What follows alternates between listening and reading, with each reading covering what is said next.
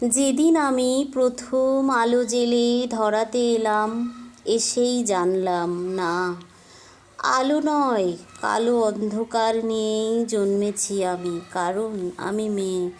আমি মেয়ে বলেই মা তো ভয়ে সিটিয়েছিল বিছানার এক পাশে। বাবা দুদিন আমার মুখদর্শন করেনি, আমি মেয়ে বলে। দাদু মিষ্টিগুলো ধুত্তোর পরে ফেলে দিল মাছ পুকুরে, আমি মেয়ে বলে।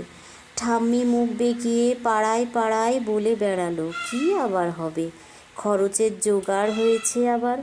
সুতিকা ঘরে টিম টিম করে জ্বলা আলোয় শুধু মা আমাকে প্রাণ ভরে দেখে বলতো, কেন এলি তুই? শুধু আমার যন্ত্রণা বাড়াতে? জানিস না, এরা ছেলে চায়, ছেলে। বংশের প্রদীপ, আত্মমর্যাদার প্রতীক। দেখছিস না ঘরে কেমন কাল বৈশাখীর মতো গুরুগম্ভীর মেঘ, কেমন অসহায় নিস্তব্ধতা।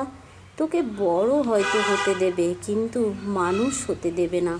নারী, সে তো সন্তান জন্মদানের যন্ত্র। সেই যন্ত্র হতেই পরে জন্ম নিল আমার অনুজ ভাই সুহাস।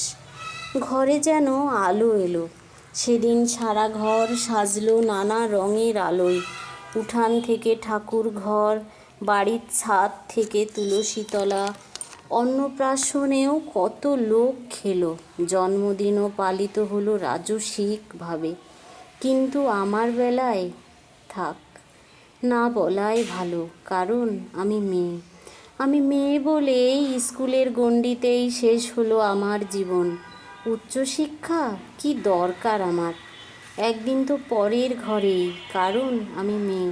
ভাই বড় হলো, উচ্চশিক্ষা পেল। দিনের পর দিন রাত করে বাড়ি ফিরলে বাবা চুপ করে থাকতো।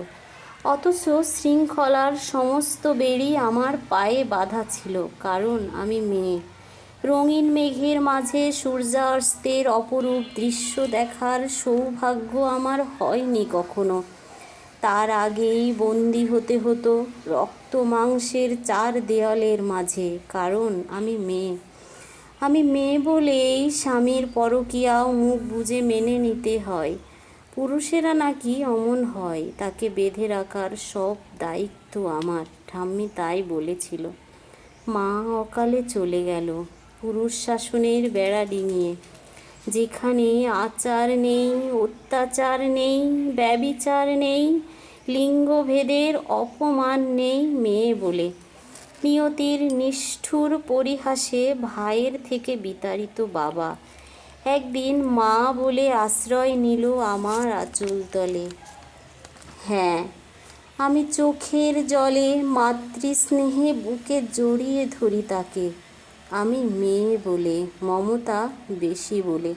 অথচ সেই প্রাগৈতিহাসিক যুগ থেকে যুগান্তরের কঠিন পথ হেঁটে আমি জেলে এসেছি আলো।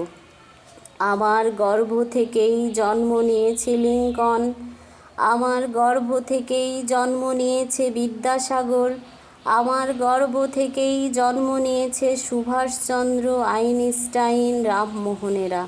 অথচ বারবার আমাকেই পুড়ে মরে সতী হতে হয়েছে সতীদাহে, কারণ আমি মেয়ে। সতী করার বাসনাটা আজ হয়তো নেই, কিন্তু দহনটা আজও আছে, অন্যভাবে, অন্য রূপে। কিন্তু একদিন, একদিন নারীর ঠোঁট রেঙে উঠবে রক্ত নিয়ে, কলঙ্কের ঘুমটা ছিঁড়ে উন্মুক্ত হবে জলে, স্থলে আর অসীম আকাশে। অসামান্য পদভারে কেঁপে উঠবে ধরিত্রী, দারুণ জ্যোতিপুঞ্জে উদ্ভাসিত হবে চারিদিক। নবালোকে নবদিগন্তের উন্মোচিত হবে আবার। অসহায় আতঙ্কে স্তব্ধ হয়ে দেখতে থাকবে রণচণ্ডী মূর্তিধারিণী একবিংশ শতাব্দীর নারী শক্তিকে। সমস্ত শৃঙ্খলা আর লিঙ্গভেদ ভেঙে চুরমার করে দিয়ে তোমায় দেখাবো পুরুষ, আমরাও মানুষ, রক্ত মাংসের মানুষ। নারী পুরুষের বিপরীত নয়, বরং পরিপূর্ণ। আমি ছাড়া তুমি অসম্পূর্ণ, এ জগৎ অসম্পূর্ণ। সম্পূর্ণ রূপেই অসম্পূর্ণ।